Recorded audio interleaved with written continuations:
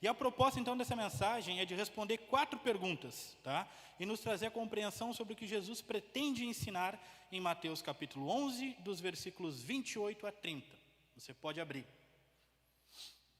Nós especificamente não vamos ler neste momento, mas pode deixar aberta a sua Bíblia. Mateus capítulo 11, dos versículos 28 até o versículo 30.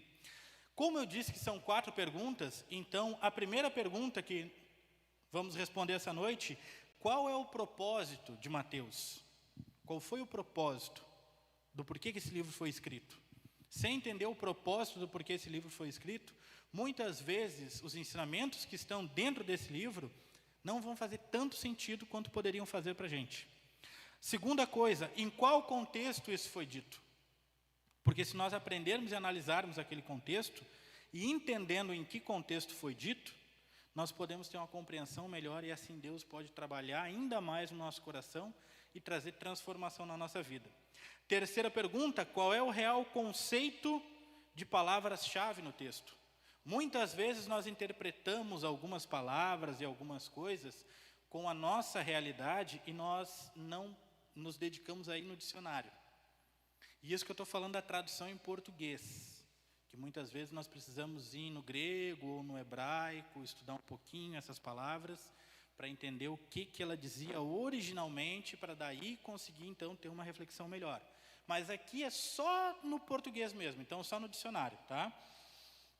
E a quarta e última pergunta, o que a estrutura do texto nos ensina? Então, com essas 4 perguntas, talvez você esteja pensando assim: nossa, eu nunca ouvi um tipo de pregação desse jeito. Realmente, você nunca deve ter ouvido. Ou talvez você já deve ter ouvido um tipo de pregação desse jeito.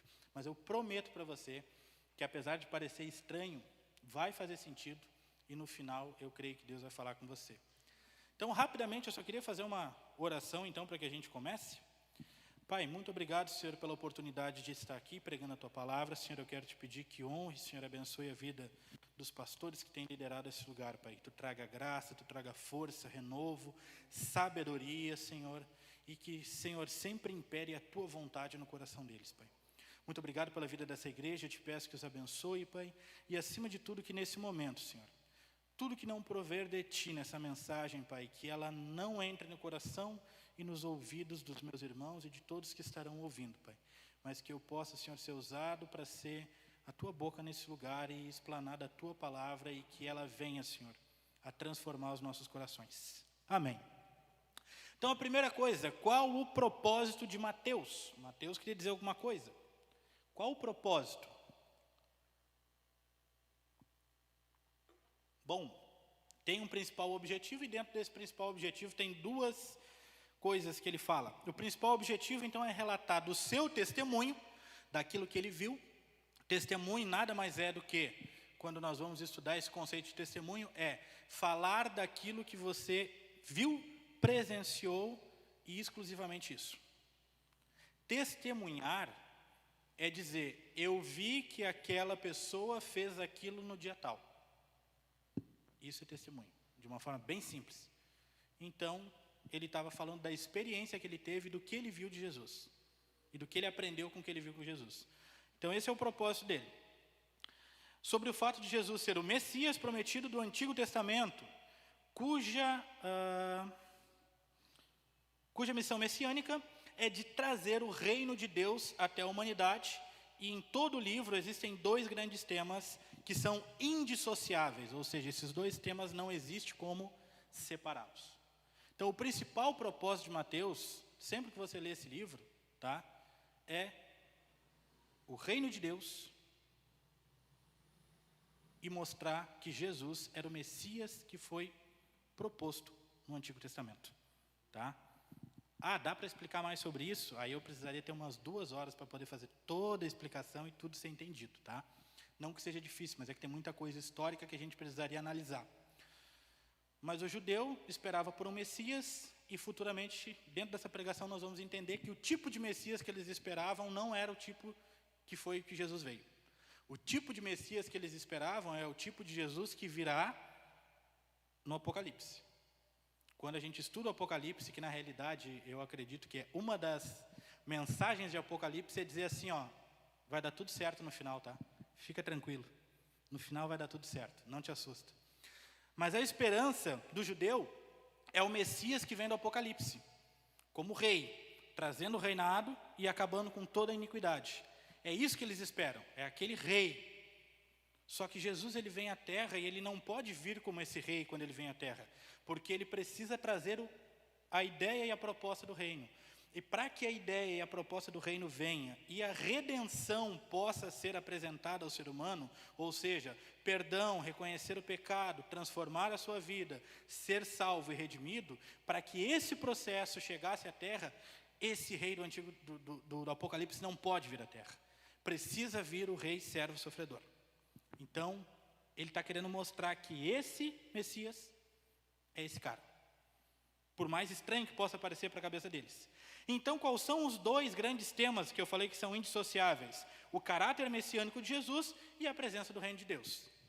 Ele vai falar sobre essas duas coisas expressando dentro do livro de Mateus. Então, tudo que tem em Mateus, a proposta como pano de fundo é apresentar isso.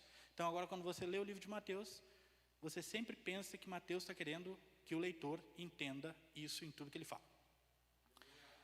Primeiro grande tema, então, tá? É entendido como a vinda do Messias como Filho de Deus, na mais absoluta humildade entre os seres humanos, na qualidade de servo sofredor, dedicando sua vida em sacrifício voluntário a favor da humanidade. E o seu ensino era completamente desconhecido para os judeus do primeiro século. A forma com que eles aprendiam e como era ensinado para eles, segundo toda a lei que chegou até aquele ponto onde Jesus vem, era num formato, e Jesus vem e traz um formato completamente novo. Esse é o primeiro grande tema.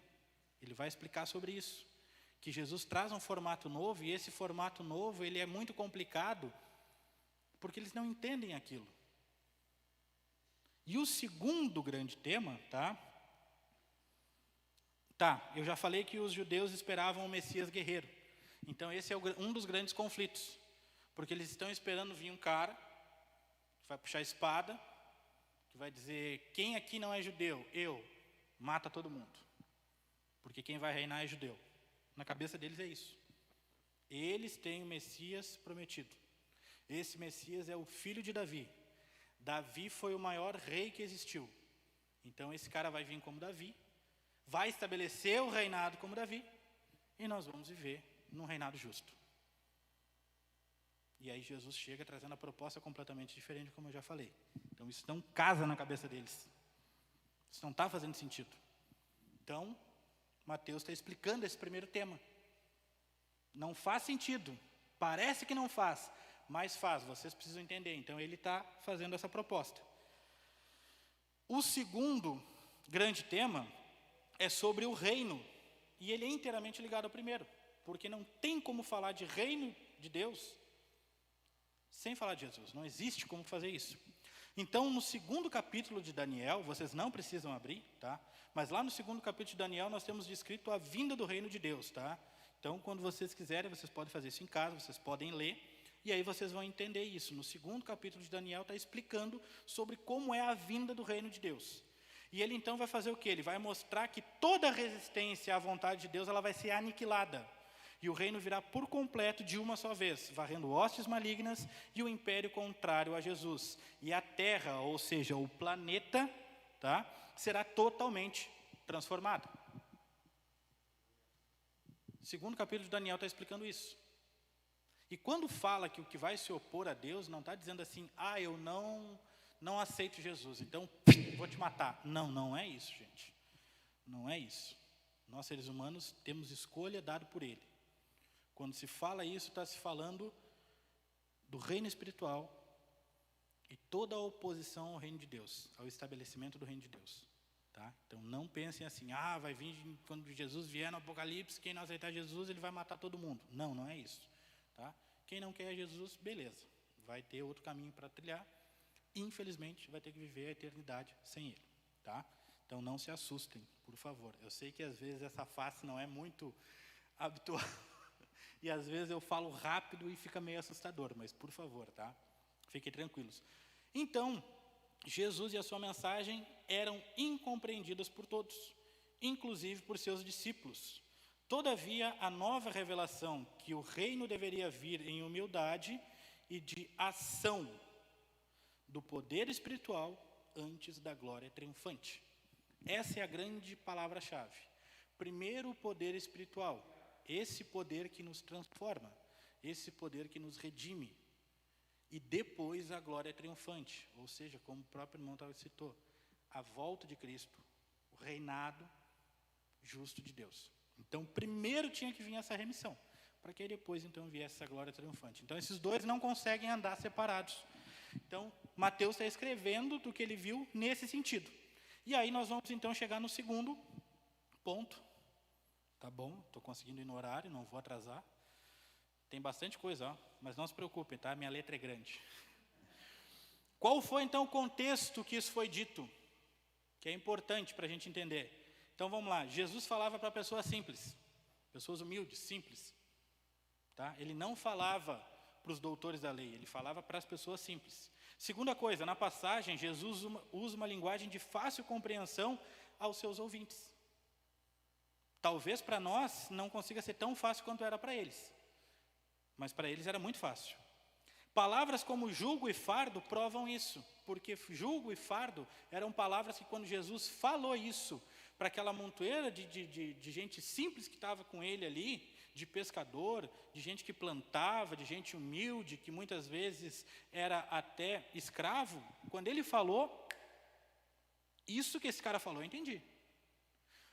O que o sacerdote propõe é mais complicado, mas o que esse cara acabou de falar, eu entendi. E foi assim, eles captaram. Para a gente, às vezes, pode até não fazer sentido tão fácil, mas eles captaram.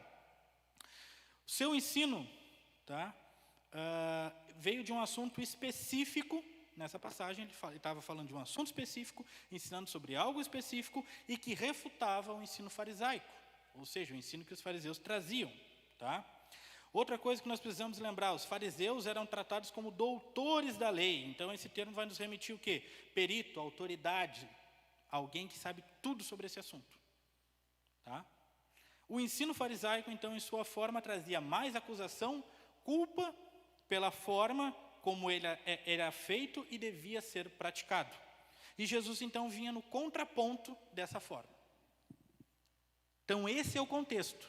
É isso que está acontecendo. É isso que é o pano de fundo social que está naquele momento. Ele está falando para a gente humilde, uma linguagem que eles entendem, porque ele está falando de peixe, de rede, de barco, está falando de jugo, está falando de fardo, está falando de coisas que são do cotidiano deles. Seria a mesma coisa que, por exemplo, tá, chegasse aqui, todo mundo sentasse aqui que fosse professor, e aí Jesus chegasse aqui e ele começasse a falar numa linguagem que o professor entende. Falar de didática, falar de plano de aula. Beleza? Está todo mundo entendendo o que o cara está falando, faz todo sentido. Só que se eu começar a falar isso com qualquer outra pessoa na rua, ele vai... não faz sentido, porque ele não estudou para aquilo. Então Jesus estava falando exatamente da forma que aquelas pessoas entendiam.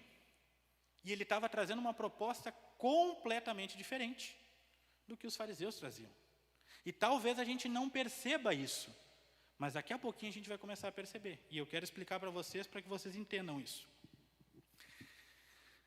Os fariseus tinham um zelo extremo pela palavra de Deus, tá? Nós temos o costume, e eu tinha também, de ser meio hipócrita com eles, tá?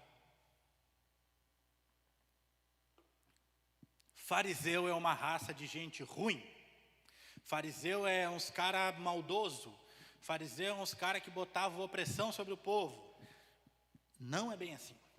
Eles até faziam coisas erradas, mas eles faziam coisas erradas porque dentre todos os grupos que existiam na Palestina do primeiro século, e aqui é uma coisa que a gente também precisa entender, hebreus, judeus, palestinos, primeiro século, eles não tinham um sistema político como o nosso.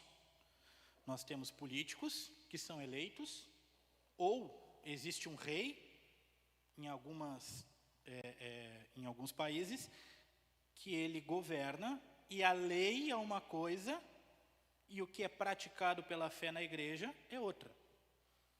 Mas para o judeu não matar, era uma lei social.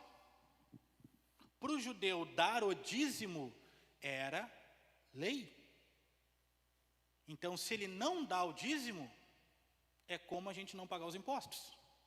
Então, todas as leis judaicas eram teocráticas. Tá?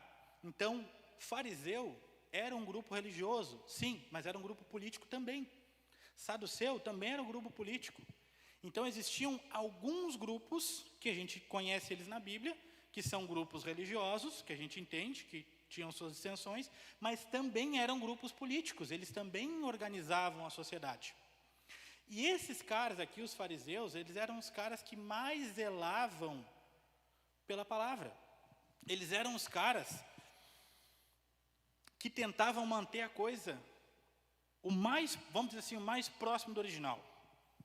Os outros grupos tinham suas distorções, eles tinham um zelo gigantesco pela palavra. E o problema deles é o zelo que eles tinham. Porque o zelo gigantesco que eles tinham pela palavra, eles começaram a fazer acréscimos à lei. E esses acréscimos à lei criaram uma coisa chamada cerca. O que é a cerca? Não posso cobiçar a mulher do próximo. Tranquilo, a lei é clara. Aí o que o fariseu colocava? Bom, se eu não posso cobiçar a mulher do próximo, eu não sei se aquela mulher que está lá na porta é a mulher de alguém. Não sei. Eu não sei se ela é casada, se ela não é. Se eu for até ela e falar com ela e ela for casada, eu pequei. Então, nesse zelo de não pecar, o que eu faço? Eu não falo. Se ela não tiver com o homem do lado, eu não falo. Estou proibido de chegar perto dela. Então, em toda lei, ele cria uma cerca. Ele cria situações, ele faz acréscimos para impedir qualquer tipo de ação para que pudesse ser executado. Eu fiz isso que é um exemplo bem claro, mas em qualquer coisa. Por isso que a Bíblia diz, porque isso que Jesus diz assim, vocês dão o dízimo do endro, da erva, do cominho, ou seja, se ele pegasse um copo d'água desse, ele tirava 10%, está aqui, ó, dei meu dízimo do copo d'água. Por quê? Porque vai que eu não dou o dízimo do copo d'água e eu descumpri a lei do dízimo. E aí eu não estou como eu deveria ser. Então é esse tipo de carga que o fariseu está colocando sobre o povo. Vocês têm que ser assim. Só que o povo não é estudioso da palavra. E aí eles estão colocando um zelo e uma carga muito acima do que deveria ser feito. Então, é essa forma que o povo está acostumado a aprender. Esse tipo de ensino, esse tipo de carga. E aí, quando tu não consegue cumprir isso, o que acontece? Tu é um pecador. Por que a Bíblia relata? Ah, Senhor, eu sou fiel. Não sou como aquele publicano, não sou como aquele pecador. Eu dou o dízimo, eu oro, eu jejuo. A gente conhece esse relato bíblico do fariseu falando isso. Por quê? Porque ele cumpria. Ele realmente fazia aquilo. Só que o problema desse ensino é que ele cria orgulho, ele cria soberba. Porque alguns poucos, porque o menor grupo que existia era o grupo dos fariseus. Porque muito pouca gente conseguia cumprir a lei e se tornar um fariseu. Então todo mundo achava assim, cara, eu sou o lixo, eu não sou nada. Por quê? Porque eu não consigo cumprir a lei. Estou ralado, eu sou um pecador. Como é que eu vou viver? Como é que eu vou ser salvo? Como é que eu vou viver? Esse é o tipo de opressão que vem desse ensino. E aí Jesus vem trazendo esse contraponto. Então, nesse contexto, Jesus traz um ensino que poderia ser praticado por todos e que trazia transformação, alívio, arrependimento e mudança. Porque até então isso não tinha sido apresentado ao povo. Até então isso não tinha sido apresentado às pessoas. Não tinha sido apresentado isso. Arrependimento, mudança, transformação, nada disso. E aí, então, esse é o motivo do porquê. Nós entendemos o contexto e o motivo do porquê que existia esse conflito. Por que o ensino de Jesus era tão diferente? Por que ele era tão perseguido? Por que ele curava no sábado? Por que tantas coisas Jesus fazia que não pareciam ser conforme a lei? E aí a terceira pergunta, e eu estou conseguindo, gente. Estou conseguindo. Terceira pergunta. Nós vamos então entender o conceito de algumas palavras. E agora começa o grande descortinar, tá? Se até o momento não fazia sentido o que eu tinha falado, tipo, estou entendendo um monte de coisa que tu está falando, mas o que isso faz sentido com o título da pregação? Agora vai começar a fazer. Então, por isso que eu disse, presta atenção em mim, que agora vai começar a fazer assim, ó, tudo vai começar a se ligar e aí vai ser bacana. Algumas palavras, então, são o cerne desse texto. Então, nós precisamos entender um pouco melhor no seu tema, o seu propósito, que ele foi estabelecido por Deus, então, e foi registrado na Bíblia. Então, as palavras descanso, jugo, carga e fardo, que estão nessa passagem. Essas palavras. Descanso, o que significa descanso? Tranquilidade de espírito, sossego. Descanso é isso significa descanso. E qual é o conceito, então? Quietude, pausa, intervalos, que se faz para cessar temporariamente ou provisoriamente de trabalhar. O descanso também, por consequente, é a ajuda de aliviar a fadiga, o cansaço, as doenças físicas ou morais. A noção de descanso também pode ser usada como um sinônimo de sono, relaxamento, ou de ócio, lazer, ou ainda como suporte para objetos. Realmente, descanso de prato, descanso de não sei o que, né? É interessante, mas enfim.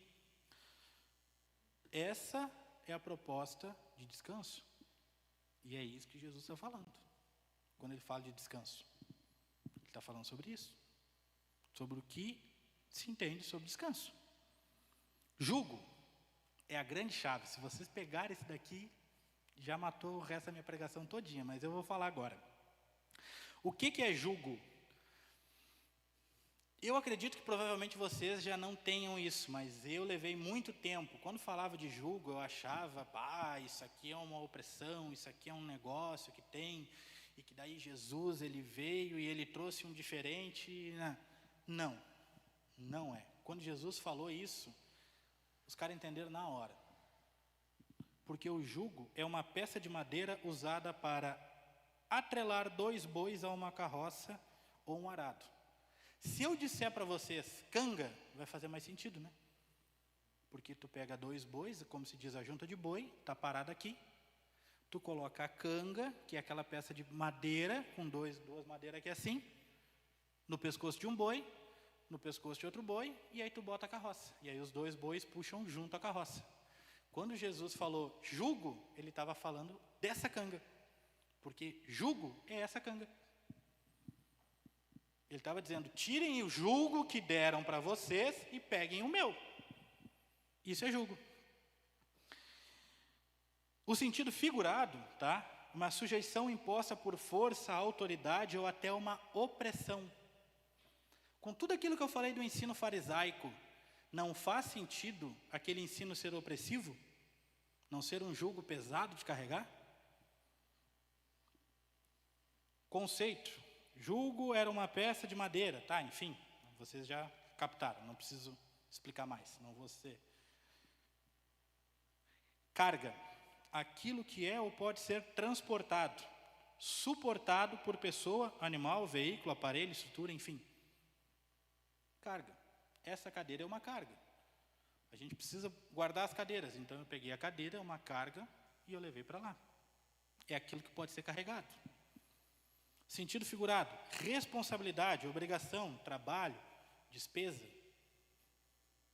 Esse carro é um fardo na minha vida. Porque fardo é carga, tá? Quando a gente fala de fardo, é carga. É a mesma coisa. O fardo é a carga. Esse carro é um fardo na minha vida, só gasto. E está aqui fardo, objeto, enfim, ao mais, menos voluntariosos, pesados que destinam a seu transporte. O fardo e a carga. Com essas palavras-chave, você já deve estar entendendo o que é. E aí, então, a gente já vai indo para o final. Para a quarta e última pergunta. Que daí começa a fazer mais sentido ainda. Nós vamos entender um pouco dessa narrativa. Por que entender essa estrutura da narrativa? Jesus falou com uma estrutura nesses 2 versículos. Pode parecer que não, mas se a gente parar para analisar, ele faz todo sentido. E se invertesse alguns versículos, não ia funcionar da forma como funciona. Então vamos lá. Verso 28. Venham a mim. Eu tenho até uma pregação sobre buscar a Deus, tá? Que eu fiz, e eu acho muito interessante um conceito errado que a gente tem, e até chegar àquele ponto, e foi em Apocalipse que Deus me deu essa palavra, pastor. Porque lá em Apocalipse, Deus diz para João, sobe aqui. Eu disse, tem algum problema, cara? Como assim sobe aqui? Como assim vem para o céu? E como assim Deus diz? Porque é Jesus que fala ali, ô João, vem, sobe aqui. Aí eu fui estudar a vida de João. João foi o apóstolo que maior intimidade teve com Jesus na terra. Foi o que mais conheceu Jesus na terra. Então Jesus guardou algo diferente para ele. Nós não vemos grandes coisas que foram feitas historicamente por João. A maior fato que a gente pode dizer que aconteceu através do apóstolo João, e isso é um conceito meu, tá? Não vou bater isso como um fato histórico. Mas na minha concepção, o maior fato feito por João foi ter ido ao céu e escreveu o Apocalipse. E o João foi até o céu e escreveu o Apocalipse. E Jesus disse, sobe aqui. E nós costumamos buscar a Deus, ter o conceito de buscar a Deus, e quando a gente vai buscar a Deus, a gente pede que Deus... Nós cantamos muito isso, eu cantei também, tá? Eu cantei demais isso. E não está errado pensar assim. Só que o problema é que se a nossa vida devocional se baseia dessa forma. Vem neste lugar. David Keelan e Antônio Cirilo. A gente cantou pra caramba. Vem neste lugar. Então a gente ora, Senhor, vem aqui, a gente precisa da tua presença aqui. Legal. Mas só que João nos ensina uma coisa diferente. João se preocupou tanto em se relacionar e conhecer a Jesus, que Jesus disse, ô João, vem cá que eu preciso falar umas coisas para ti. Eu não vou ir até aí, eu vou te trazer para cá. E a outra coisa que é interessante é o seguinte, quando a gente fala de buscar, não faz sentido, pastor, quando o senhor precisa buscar o prato, alguém pega para o senhor o prato? O prato vai até o senhor e chega? Não, o senhor tem que levantar, pegar o prato e servir. Quando a gente fala de buscar, eu vou buscar o copo d'água, eu peguei o copo d'água. Então, quando a gente fala de buscar, a ação é nossa, indo até o que a gente precisa. Mas, normalmente, a gente se relaciona com Deus da forma diferente. Senhor, eu preciso da tua presença, então sai daí e vem aqui. Rafael, mas e agora eu vou para o céu? Não, eu não vou para o céu. Mas eu vou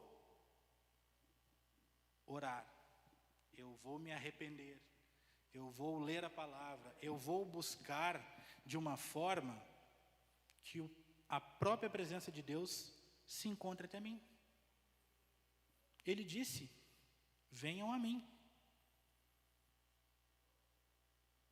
Versículo 28. Então quem tem que ir sou eu, não é ele que tem que vir.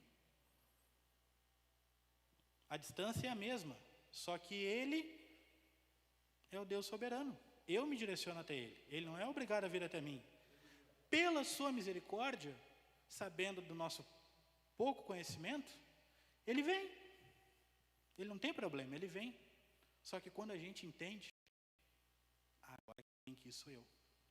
Então quando ele diz, venham a mim, esse convite é realizado por Jesus e existem duas importantes interpretações que a gente precisa compreender. Primeira, o convite é feito por Jesus, novamente reforçado o nosso livre-arbítrio. Ele disse, venham a mim. Ele não dá uma ordem. Ele diz, vem até aqui. Eu escolho se eu vou ou não vou. Ele não está me obrigando a fazer isso. Então, ele reforça o nosso livre-arbítrio, o nosso poder de escolha, de decidir se eu vou ou se não vou, se eu faço ou se eu não faço. Segunda, a resposta ir até Jesus, ela implica em uma ação contrária ao que estamos vivendo no momento e nos convida a uma ação contra a inércia ao nosso conformismo. Porque se nós pararmos para pensar, esse momento, essa passagem, ela está explicando pessoas que estão passando por opressão, por dificuldade, por problema. Então ele está dizendo assim, tu está passando por problema, sim, então tu está aí, te levanta e vem até aqui. Confronta a tua inércia e vem. Para de te sentir o coitado. Para de remoer no que tu está, te levanta e vem. Vem até mim. Então eu tenho que tomar uma ação. No 28 também ele diz, cansados e sobrecarregados. Nesse caso, então, Jesus fala a um grupo específico. Eu não disse que nessa passagem ele estava trazendo um ensinamento específico? Ele não disse, todos vós levantem e venham a mim. Não, aqui ele disse especificamente. Aqui ele está falando especificamente. Ele já deixou claro que ele é o caminho, que todo que vem até ele. Mas aqui ele está dizendo, tem um problema que vocês vão passar na vida de vocês. E quando chegar esse problema, vocês que estiverem passando por esse problema, venham até mim. Então ele está falando sobre, especificamente, aos cansados e sobrecarregados. 28 ainda, eu darei descanso. Então Jesus se preocupa em já informar a consequência final de quem decidir ir até ele, atendendo seu chamado. Venham até mim os cansados e sobrecarregados, porque eu vou dar descanso. Ele já está me dizendo. Ele não está dizendo assim, vem até mim. Ah, por quê? Ah, quando chegar aqui tu vai saber. Não. 29. Tomem sobre vocês o meu jugo. A canga. Essa expressão de Jesus era bem conhecida pelos cidadãos e o jugo é o que conhecemos por canga, enfim. O objeto que tradicionalmente 2 bois utilizavam para poder com sua força tracionar uma carroça. Quando Jesus então profere essa frase, ele está trazendo a grande chave de diferença do seu ensino. Porque o fariseu, ele não dizia para ninguém, toma o meu jugo. Ele dizia, este é o jugo. Toma aqui, carrega. E Jesus está dizendo assim, esse aqui é o meu jugo, vem cá. Ou seja, Jesus está fazendo assim, está aqui o meu jugo, vem cá. E aí, no 29, ele diz, pois sou manso e humilde de coração. Quando Jesus expressa essa realidade, não significa que o seu ensino é fácil de ser seguido, mas significa que ele entende o ser humano. E por isso, ele ensina de forma mansa e humilde.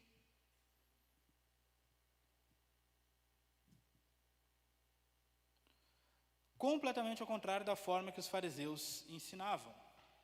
Então, o manso e humilde não é que ele é manso e humilde.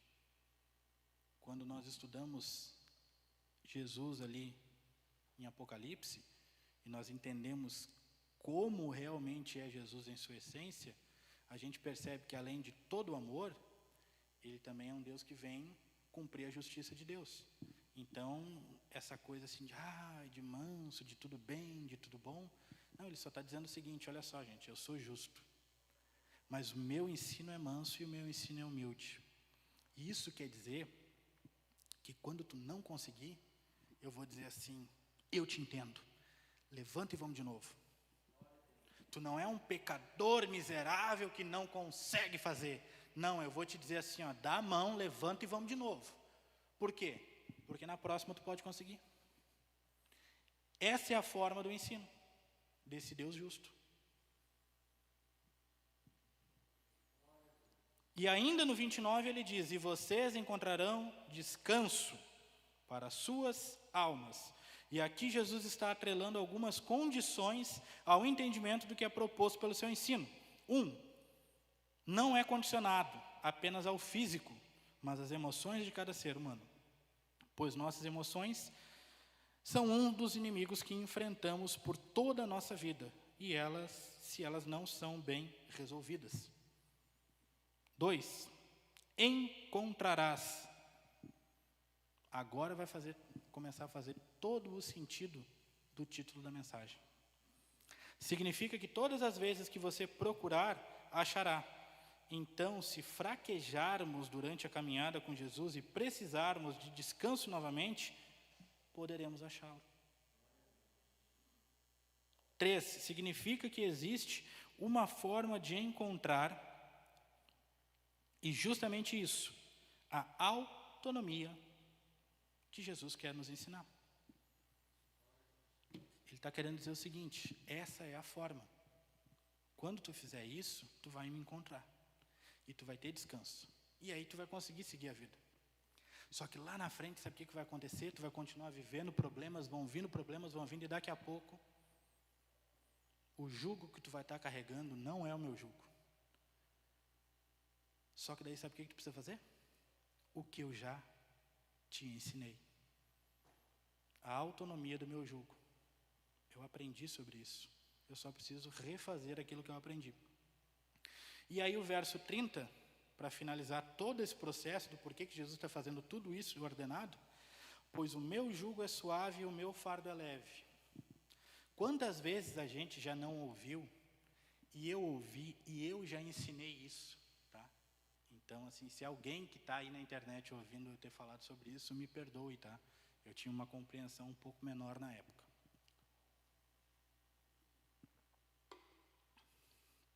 Vem, troca de fardo com Jesus. Jesus não falou do fardo. Jesus falou do jugo. Ele disse o meu jugo. E o que ele quer dizer com o meu jugo é o seguinte: tu tem o teu fardo para carregar. Tu tem as tuas dificuldades, os teus problemas, a tua vida, as tuas decisões certas e erradas. E quando tu toma decisões erradas, tu precisa arcar com as consequências das decisões erradas. Anos atrás a gente estava organizando a conferência, eu tinha pago toda a documentação do carro no início do ano, e eu esqueci, pastor, de pagar a multa. E aí a minha irmã disse assim, porque a minha irmã trabalha como despachante: termina de pagar o parcelamento, porque só em maio vai vencer, e aí quando chegar em maio, a gente parcela a multa.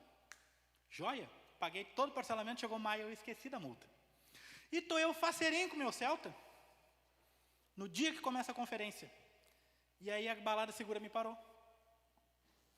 Estou tranquilo, não bebi, não fiz nada de errado, parei. E o cara disse: o seu carro está ilegal. Como está ilegal? Eu paguei? Não, realmente o senhor pagou o documento, mas o senhor não pagou a multa, então o senhor não tem o documento para rodar, então o senhor não pode estar rodando. Aí eu liguei para minha irmã e eu expliquei para ela. Ela disse: Rafa, o que tu pode fazer é o seguinte: tu pode conversar com o policial que está ali na Blitz e explicar a situação, e ele pode, não é ilegal isso, ele pode te liberar para que tu vá para casa e deixe o carro em casa. Só que tu não pode mais rodar com o carro, tu tem que chegar, deixar o carro em casa, pagar a multa, esperar dar baixa no sistema, e aí depois tu vai poder rodar. Porque se ele fizer isso, ele vai colocar a informação no sistema que ele fez. E se tu for pego com o carro de novo, aí já era, aí tu vai prender o carro. E aí ela terminou aquela ligação, pastor, e eu assim: mas eu não paguei a multa, né? Aí o cara chegou: e aí como é que a gente resolve? E eu disse: qual é a solução ali? O carro vai ser guinchado, né? Eu disse: bom, então eu tenho que pegar minhas coisas, né? E aí guincharam meu carro, no início da conferência. E aí eu fiquei a conferência inteira sem carro. Me virei, com minha esposa e tudo mais. Por que eu digo isso? Porque quando a gente toma decisões corretas, a consequência dessas decisões vem atrás de nós. Quando a gente tem, por mais que não seja por mal, mas fez uma coisa errada, a consequência também vai vir. E esse fardo eu vou ter que carregar. Só que tem uma diferença. Eu não tenho como chegar para Jesus e ele vai dizer assim: não, então deixa eu fazer o seguinte, eu vou tirar esse fardo, como eu entendia, tá ali, pega esse fardo aqui que é leve. Não, eu vou ter que carregar aquele fardo. Só que o que ele está dizendo é o seguinte: Rafael, vem cá, tu tem que carregar esse fardo, eu sei que está difícil de carregar. Então tira essa canga que tu está carregando aí e toma essa minha, porque quando tu pegar a minha canga, tu vai estar de um lado e do outro eu estou. Era isso que Jesus estava querendo nos ensinar. Quando os fardos e as dificuldades que nós temos para carregar estiverem difíceis, na realidade, a grande moral é o seguinte: quando tiver fácil e tiver difícil, sempre ele tem que estar do lado da canga. Ele sempre tem que estar do lado, carregando qualquer coisa, o bom e o ruim. Mas ele estava dizendo isso: vai chegar um momento que tu vai te esquecer. E tu vai carregar sozinho. Ou tu vai carregar com a pessoa errada, que vai te oprimir ainda mais. Com o sistema, com o pecado, com o que for. Tira essa canga daí. E toma a minha, porque daí eu vou te ajudar a carregar. E isso não quer dizer que eu não vou ter que carregar, ou seja, a consequência. Ele só está querendo dizer: eu entendo que é difícil, mas eu posso te ajudar a carregar. E com isso, nós chegamos a algumas conclusões, finalizando. Jesus nunca propôs, então, trocar o fardo. E isso é errado. E quando nós acreditamos nisso, nós damos vazão para que Satanás possa trazer confusão na nossa vida. Porque nós acabamos entendendo que algo errado é certo e é o que ele precisa para lançar um dardo inflamado, como a palavra fala. Segunda coisa que nós podemos também entender é que nessa passagem Jesus está deixando claro que perante todas as dificuldades da nossa vida, Ele quer estar junto. Ele quer que amadureçamos e aprendamos a encontrá-lo. E Ele nos dará o descanso que nós precisamos. Terceira, Ele quer que entendamos que Ele propõe que saiamos da vaga do jugo opressivo, ou seja, aquilo que eu falei, do pecado, do engano, da mentira, do humanismo, e entremos na vaga do seu jugo, pois esse jugo, Ele promete que estará sempre ao nosso lado. E com isso, o nosso fardo se torna mais leve. Jesus também nunca prometeu que as coisas se tornariam fáceis, ou que Ele nos daria um fardo leve. Isso também é enganoso. Às vezes as coisas serão difíceis, mas Ele vai estar junto com a gente caminhando. Então eu posso recorrer ao descanso nele, mesmo em meio à dificuldade. A palavra fala a paz que excede todo entendimento. Eu acho isso muito interessante, porque levou alguns anos também para eu conseguir amadurecer nisso. Mas a paz que excede todo entendimento quer dizer o seguinte: parece que está dando tudo errado. Todas as complicações possíveis estão acontecendo. Todas as dificuldades possíveis estão acontecendo. E tu precisa tomar uma decisão. E aquela decisão, provavelmente, ela é contrária a tudo que se apresenta. E aí tu tem que te colocar diante de Deus. E Ele diz: faz isso. E aí muitas vezes a gente até pensa: Deus, isso é completamente ilógico. E aí Ele diz: faz isso. E aí a gente decide então: tá, eu vou fazer. E sabe o que acontece? Eu fico em paz. E é estranho, porque o mundo está caindo, mas eu estou em paz. Porque a paz de Cristo, ela excede todo o entendimento. A proposta de Jesus é que nos tornemos filhos maduros, que saibamos enfrentar as dificuldades da vida, que tenhamos autonomia no que Ele nos ensinou. Porque durante a vida, mesmo filhos maduros e experientes, homens e mulheres experimentados, podem passar por momentos de angústia, aflição, sofrimento, sobrecarga, mas Ele continuamente nos lembrará: tomai o vosso lugar na minha canga. Tudo aponta e reverte em Cristo, e tudo nele e somente por Ele. E a última coisa que eu quero te falar: liberte-se da opressão e do ensino opressivo que te pede para ser independente, que te diz que isso é saudável, que te diz para ser um homem de sucesso, você tem que ser independente, porque a independência faz com que você consiga realizar todas as coisas. Você se torna melhor, que uma mulher de sucesso, ela não depende de ninguém, ela consegue fazer tudo sozinha. Isso é uma mentira.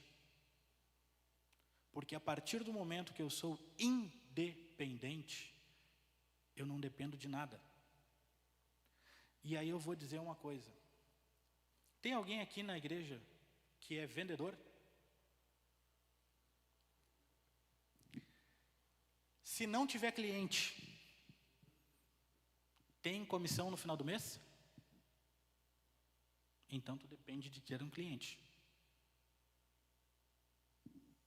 Se não tiver oxigênio, eu consigo respirar? Então eu preciso de oxigênio. Então eu dependo do oxigênio. Se não tiver água, eu vivo? Então eu dependo de água. Então não existe como ser independente. Mas Satanás quer que nós entendamos que nós temos que ser independentes.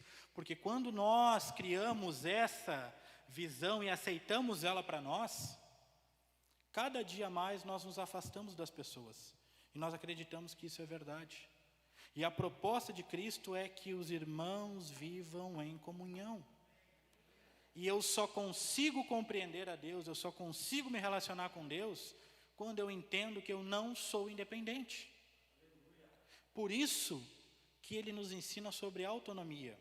Porque a autonomia é dizer assim, pastor, olha só, tem que botar todo esse piso aqui. Eu já fiz isso, então por isso que eu vou usar esse exemplo. Bah, amado, eu não sei como é que faz. Bah, pastor, a gente faz assim, ó. Tem essa ferramenta que a gente bate e ela vai dar um risco ali, ó, dar uma linha, tá vendo? Ah, tá, tô vendo. Então ela funciona desse jeito. Aí daqui a pouco o senhor anota no papelzinho. Porque se ele não tiver aqui, eu leio o papel, eu sei como fazer. Aí o senhor faz assim, ó, o senhor limpa o chão, mistura a massa desse jeito e o senhor escreve no papelzinho. Aí o senhor passa a massa assim, ele escreve no papelzinho. Aí o senhor bota a lajota assim, bate assim, e é isso.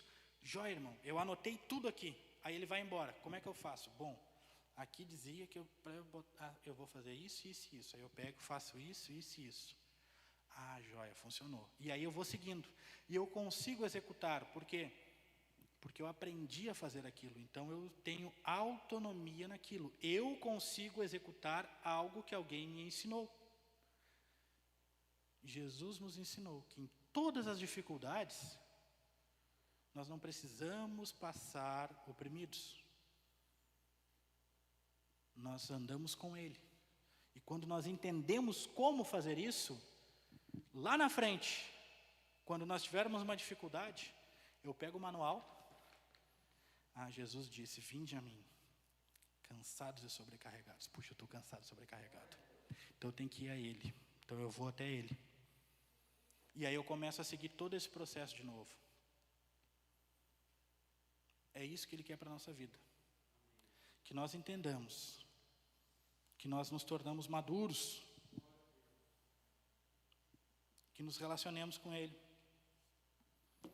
e que a gente esqueça completamente que nós somos independentes, porque nós não somos. Nós somos dependentes dos nossos irmãos, nós somos dependentes de outros seres humanos, nós somos completamente dependentes de Deus, mas nós podemos sim exercer autonomia naquilo que nos ensina quando aprendemos a nos relacionar com Ele.